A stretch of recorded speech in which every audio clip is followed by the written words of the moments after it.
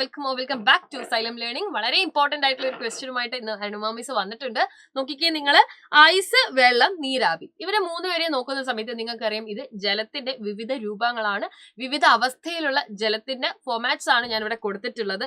Ice എന്ന് പറയുന്നത് ഖരാവസ്ഥയിലാണ്, വെള്ളം എന്ന് പറയുന്നത് ദ്രാവകാവസ്ഥയിലാണ്, നീരാവി എന്ന് പറയുന്നത് വാതകാവസ്ഥയിലാണ്.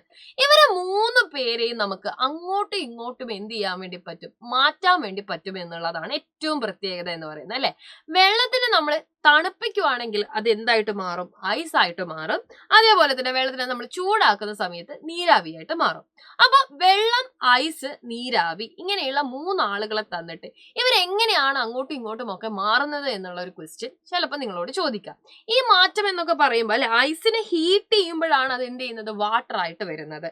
വാട്ടറിനെ വീണ്ടും ഹീറ്റ് ചെയ്യുമ്പോഴാണ് അത് വാട്ടർ വേപ്പർ ആവുന്നത്. നോക്കിക്കേ നിങ്ങൾ, ഇതേപോലെ തന്നെ നേരെ തിരിച്ചും സംഭവിക്കുന്നുണ്ട്. വാട്ടർ വേപ്പറിനെ നമ്മൾ കൂൾ ചെയ്ത് കഴിഞ്ഞാൽ അത് എന്താവും, വാട്ടർ ആയിട്ട് മാറും.